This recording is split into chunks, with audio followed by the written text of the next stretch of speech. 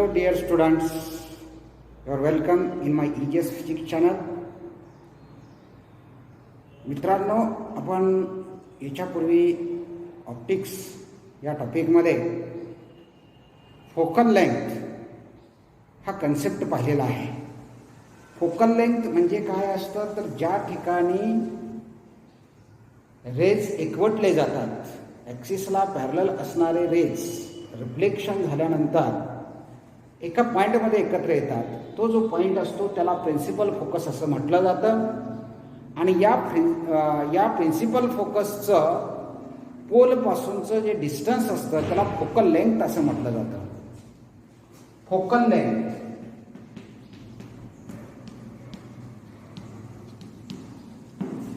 Length ही capital small F या लेटरनं दाखवली जाते.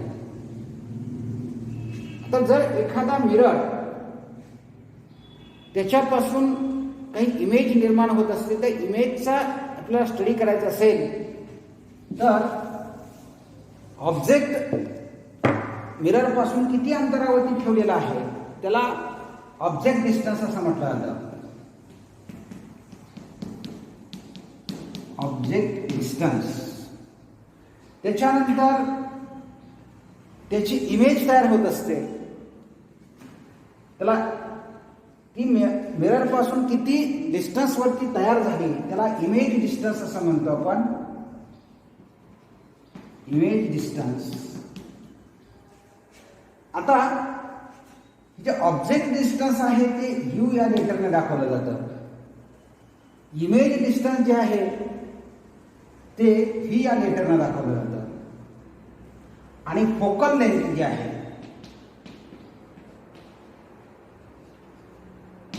एफ या लेटरने आपण दाखवत असतो.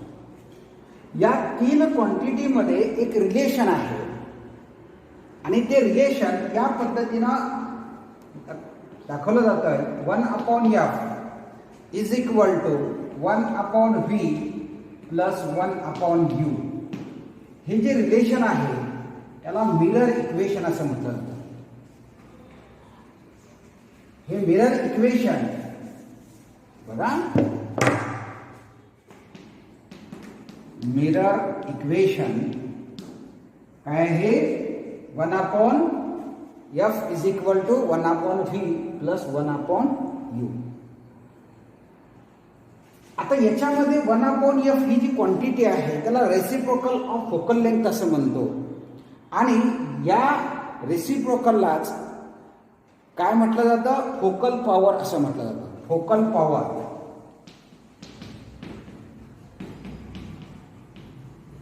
Focal power is equal to reciprocal of focal length. It is denoted by P.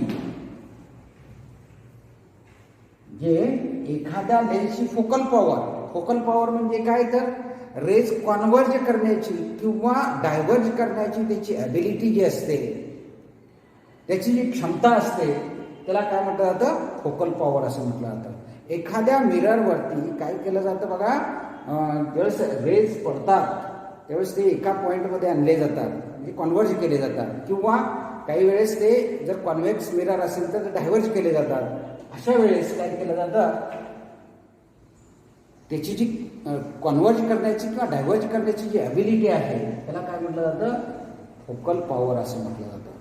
आणि फोकल पॉवर P या लेटरने दाखवले जाते आणि त्याचा फॉर्म्युला जो आहे तो 1/f असा आहे.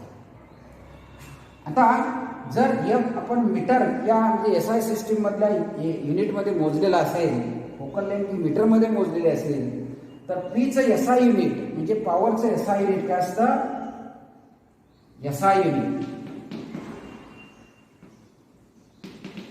ऑफ P काय आहे? डायोप्टर.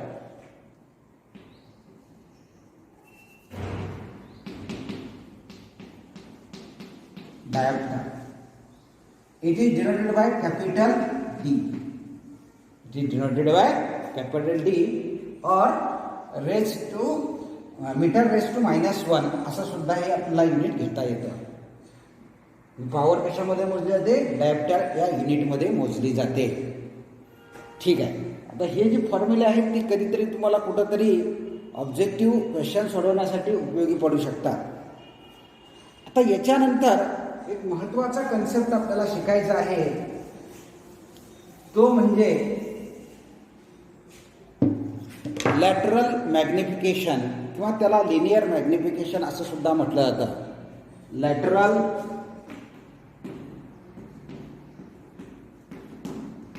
मॅग्निफिकेशन.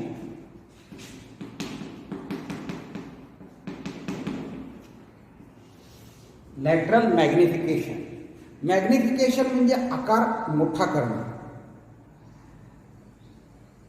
जर आपण एखाद्या ऑब्जेक्टची इमेज तयार केली तर त्या इमेजमध्ये जो ऑब्जेक्ट आहे तो कसा दिसतो, म्हणजे ऑब्जेक्टचा आकार आणि इमेजचा आकार याची जर तुलना केली तर ऑब्जेक्टच्या साईजपेक्षा जर इमेजची साईज मोठी असेल तर तिथं त्या ठिकाणी आपण काय म्हणतो, मॅग्निफिकेशन झालं असं म्हणतो. आता हे मॅग्निफिकेशन कमी किंवा जास्त कसं आहे ते बघायचं आपल्याला.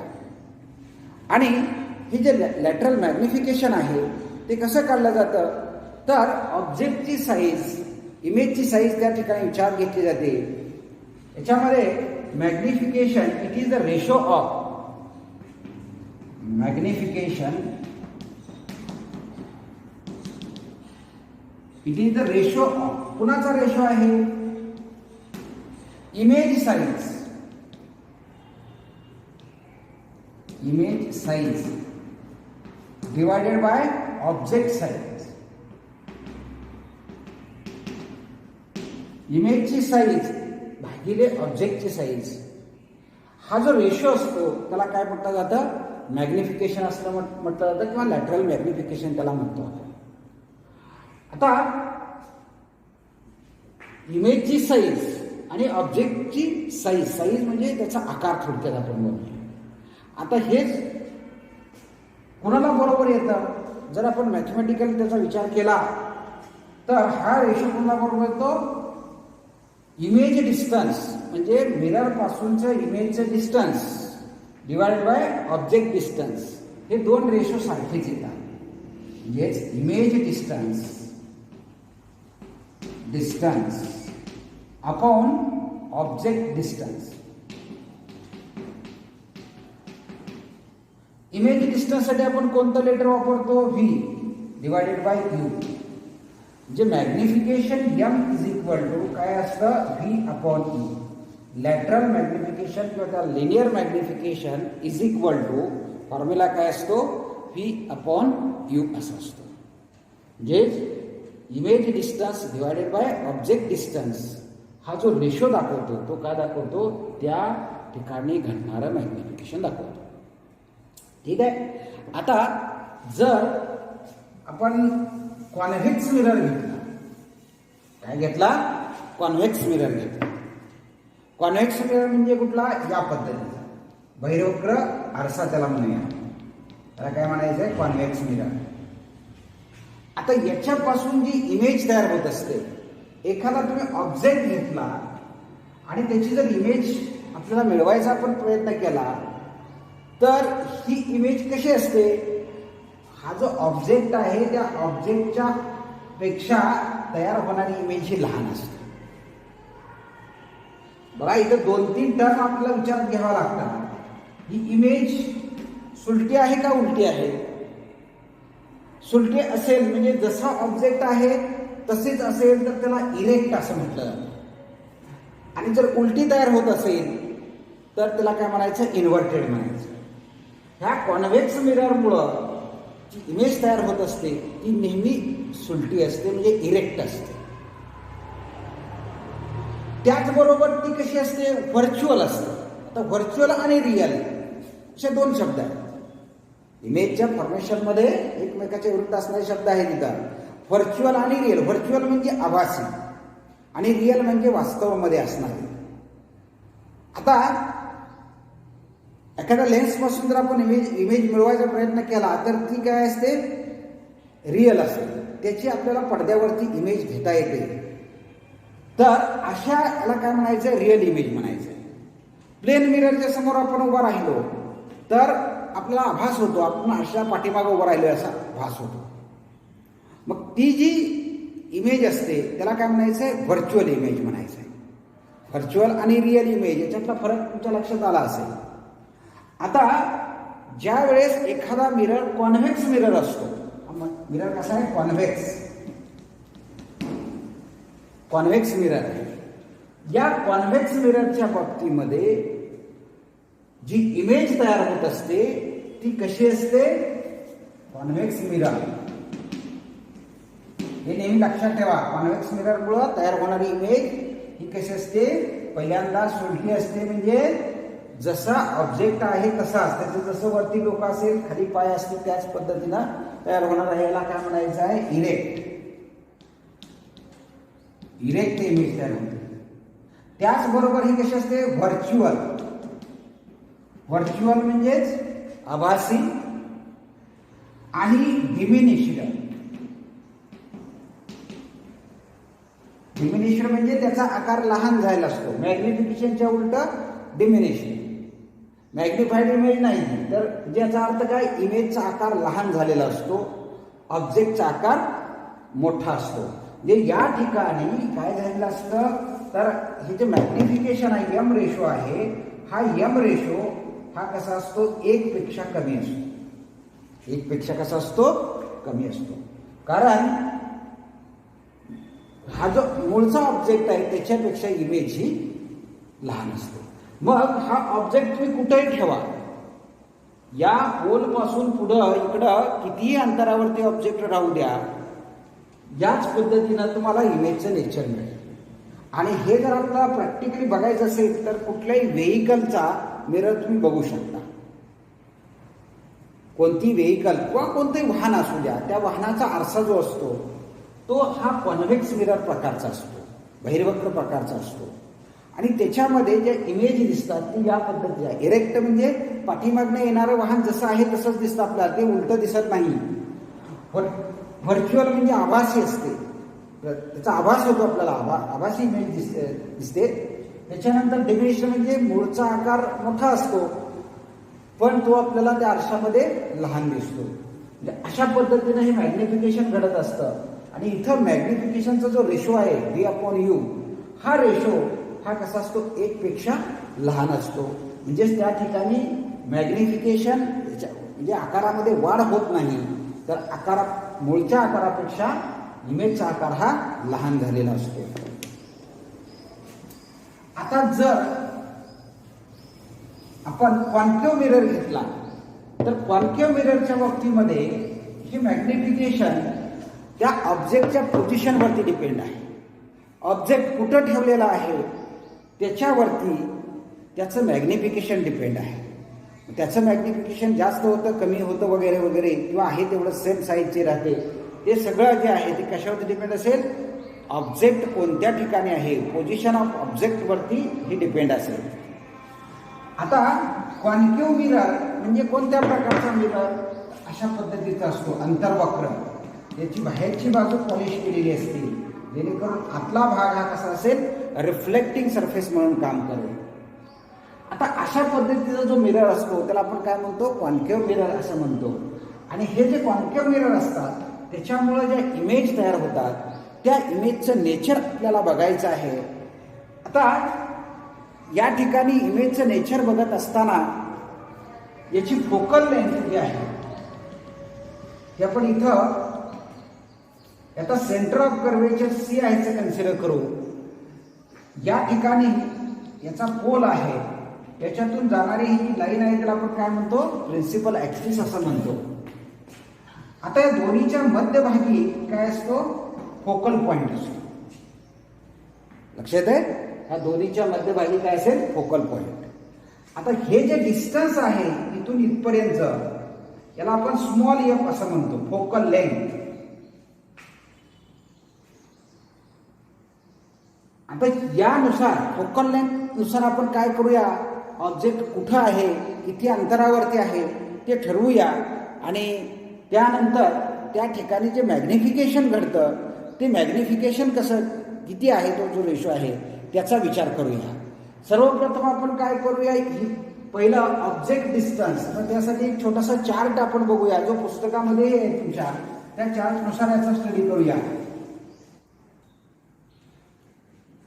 या टेबलमध्ये आपल्याला ऑब्जेक्ट त्याची पोझिशन कुठं आहे, त्या कंडिशनमध्ये इमेज कुठं फॉर्म होते, त्याचबरोबर ती जी इमेज आहे तिचं नेचर कसं आहे, रिअल आहे का व्हर्च्युअल आहे, त्याचबरोबर मॅग्निफिकेशन जे आहे तो जो रेशो आहे एम, त्याची व्हॅल्यू काय आहे ते आपण इथं पाहू शकतो. आता याच्यामध्ये काय म्हटलेलं आहे बघा, if U is equal to infinity, म्हणजे ऑब्जेक्ट या कॉन्केव्ह मिरर पासून इन्फायनाइट डिस्टन्स वरती असेल, अनंत अंतरावरती असेल, तर त्या कंडिशन मध्ये जी इमेज फॉर्म होत असते ती कुठं तयार होत असते, V is equal to F. म्हणजे इमेज डिस्टन्स जे आहे ते किती असेल, स्मॉल एफ एवढा असेल, म्हणजे त्याची इमेज इथं तयार होणार आहे, स्मॉल एफ वरती तयार होणार आहे. बरोबर आहे. आणि ही जी इमेज असते ती कशी असते, रिअल असते, वास्तवामध्ये असते, खरी असते. ती जर आपण पडद्यावरती घ्यायचा प्रयत्न केला तर त्याची इमेज आपल्याला पडद्यावरती घेता येते आणि त्याला रिअल इमेज असं म्हणायचं आहे. तो आभास नसतो, तर प्रत्यक्ष तिथं इमेज तयार होते. आणि या ठिकाणी हा जो रेशो आहे व्ही अपॉन यू, इथं काय होणार आहे, मॅग्निफिकेशन जे असेल ते 0 होणार आहे. कोणत्याही संख्येला इन्फिनिटीनं डिवाइड केलं तर उत्तर काय येतं, 0 येतं. म्हणजे एफ डिवायडेड बाय इन्फिनिटी उत्तर काय येणार आहे, 0. म्हणजेच या ठिकाणी मॅग्निफिकेशनचा रेशो आहे, लिनियर मॅग्निफिकेशन जे आहे ते किती असेल, 0 असेल. नाव सेकंड केस, दुसरी केस विचारूया. If U is greater than 2f, 2f म्हणजे काय असेल बघा, इथून इथपर्यंत एफ अंतर आहे, बरोबर आहे. इथून इथपर्यंत काय होणार आहे, 2f असेल, बरोबर आहे. सगळे अंतर आपण कुठून मोजतो, या पी पासून मोजतो, पोल पासून. आता 2f पेक्षा मोठा म्हणजे ऑब्जेक्ट हा या सेंटर ऑफ कर्वेचरच्या पुढे पाहिजे. 2f पेक्षा जास्त अंतरावरती जर असेल तर त्याची इमेज कुठं तयार होते, this image will be formed between F and 2f. F आणि 2f च्या मध्ये, म्हणजेच इथं एफ आणि सी च्या मध्ये इथं कुठेतरी इमेज तयार होणार. जर ऑब्जेक्ट इकडं असेल तर त्याची इमेज इथं सी आणि एफ च्या मध्ये, म्हणजेच आपण त्याला काय म्हणूया, 2f. सीचं अंतर पी पासून किती आहे, 2f आहे, एफ आणि 2f च्या मध्ये आहे. म्हणजे 2f is greater than V, image पेक्षा, म्हणजे ऑब्जेक्ट इमेज इथं तयार झालं असेल तर 2f त्याच्यापेक्षा जास्त झालं, आणि एफ हे व्ही जे आहे ते एफ पेक्षा मोठा आहे, म्हणजे एफ आणि 2f च्या मध्ये इमेज कुठेतरी तयार होते. आता ही इमेज असेल ती कशी असेल, रिअल असेल, खरी असेल. आणि या ठिकाणी जे मॅग्निफिकेशन आहे एम इज लेस दॅन 1, म्हणजे इमेजचा आकार हा लहान असेल आणि ऑब्जेक्टचा आकार मोठा असेल. लक्षात येते, याच्यावर आपण ठरवू शकतो. एम इज लेस दॅन 1 म्हटलेलं आहे, म्हटल्यानंतर 1 पेक्षा आकार जर लहान असेल तर एमची किंमत 1 पेक्षा कमी असेल तर याचा अर्थ इमेजची साईज ही ऑब्जेक्ट साईज पेक्षा कमी असते. आता तिसरी केस आपण बघूया. या थर्ड केसमध्ये u is equal to 2f, u is equal to 2f याचा अर्थ इमेज ऑब्जेक्ट जो आहे तो कुठे या सेंटर ऑफ कर्वेचर वरती ठेवलेला आहे, 2f वरती ठेवलेला आहे. असे असेल तर इमेज सुद्धा इथंच तयार होते, 2f वरतीच तयार होते. काय होता, या याच्यावरती सेंटर ऑफ कर्वेचर हा जो पॉइंट आहे या पॉइंटच्या ठिकाणीच इमेज सुद्धा तयार होते. ही जी इमेज असते ती कशी असते, रिअल असते. आणि या ठिकाणचं मॅग्निफिकेशन जे आहे ते मॅग्निफिकेशन काय असेल, एम इज इक्वल टू 1 असेल. कारण व्ही जेवढा आहे तेवढंच यू आहे. व्ही अपॉन यू हा जो रेशो आहे, लॅटरल मॅग्निफिकेशन किंवा त्याला लिनियर मॅग्निफिकेशन म्हणतो, त्याची किंमत काय येणार आहे, 1 येणार आहे. याच्यानंतर आपण पुढची केस विचारात घेऊया. U is equal to F. U is equal to F म्हणजे ऑब्जेक्ट कुठं ठेवलेला आहे, एफ वरती ठेवलेला आहे, इथं ठेवलेला आहे. फोकल पॉइंट वरती जर ठेवला असेल तर याची इमेज जी आहे ती इन्फायनाइट डिस्टन्स वरती तयार होते. म्हणजे हे रेज असे येतील आणि काय होतात, ऍक्सिसला पॅरलल जातात. ऍक्सिसला पॅरलल रेज कुठे येतात, फोकल पॉइंट मध्ये येतात. आपण उलट केलं, फोकल पॉइंट मधून जाणारे रे जे आहेत ते काय होतात, ऍक्सिसला पॅरलल जातात. म्हणजे ते कुठेही इन्फायनाइट डिस्टन्स पर्यंत ते जाऊ शकतात. आणि मग आपण असं म्हणू शकतो की या कंडिशनमध्ये जी इमेज तयार होते ती कुठं तयार होते, इन्फिनिटी वरती तयार होते. म्हणजेच हे जे डिस्टन्स असेल, इमेज डिस्टन्स ते इन्फायनाईट असेल, ऑब्जेक्ट डिस्टन्स एफ आहे. आता या कंडिशनमध्ये जी इमेज तयार होते ती सुद्धा रिअल इमेज असते, ती काही व्हर्च्युअल इमेज नसते. आणि मॅग्निफिकेशन एम बरोबर काय असणार, V upon F, infinity divided by F. कोणत्याही संख्येनं जर इन्फिनिटीला डिवाइड केलं तर त्याचं उत्तर काय असतं, इन्फिनिटीच येतं. मग ते इथं या पद्धतीने M is equal infinite magnification झालेलं असेल. इन्फायनाईट मॅग्निफिकेशन म्हणजे त्याचा खूप मोठा आकार झालेला असेल, अगदी आपल्याला त्या मिररमधून पाहिल्यानंतर त्याचा आकार लक्षात सुद्धा येत नाही, एवढा त्याचा मोठा आकार झालेला असतो.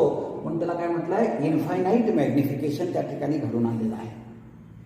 आणि शेवटची जी कंडिशन आहे, if U is less than F, म्हणजे फोकल लेंथच्या आतमध्ये, विदिन फोकल लेंथ जर ऑब्जेक्ट ठेवला, बघा विदिन फोकल लेंथ म्हणजे फोकल लेंथच्या आतमध्ये, फोकल लेंथ इथं आहे, या पॉइंट आहे, याच्या आतमध्ये जर ऑब्जेक्ट ठेवला तर अशा पद्धतीचं जर कंडिशन असेल तर त्या ठिकाणी इमेज कशी तयार होते, तर इमेज डिस्टन्स हे कसं असतं, यू पेक्षा मोठं असतं.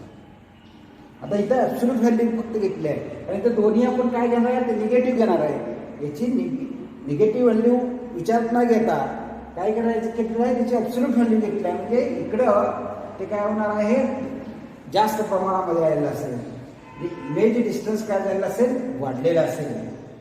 आणि या कंडिशनमध्ये मात्र जी इमेज तयार होत असते ती कशी असते, व्हर्च्युअल असते, आभास असते. जसं प्लेन मिररमध्ये आपण बघतो तशा पद्धतीने ही इमेज तयार झाली असते, व्हर्च्युअल इमेज असते. लक्षात आहे. पण त्यासाठी ऑब्जेक्ट कुठं असला पाहिजे, within focal length.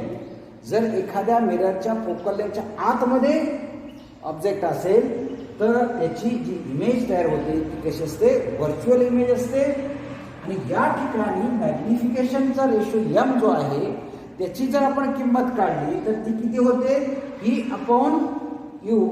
It is M greater than 1, 1 पेक्षा जास्त लागते, कारण व्ही मोठा आहे आणि यू हा काय असतो, लहान असतो. आणि त्याच्यामुळं काय होतं, हा जो रेशो येतो तो रेशो हा 1 पेक्षा कमी येतो, म्हणून एम इज ग्रेटर दॅन 1 असं म्हटलेलं आहे. अशा तऱ्हेनं आपण जे मॅग्निफिकेशन घडतं कुठं, कॉन्व्हेक्स मिरर आणि कॉन्केव्ह मिरर ह्या दोन्हीच्या बाबतीमधलं हे मॅग्निफिकेशन पण इथं स्टडी केलेलं आहे. आता याच्यानंतरचा भाग नेक्स्ट लेक्चरमध्ये.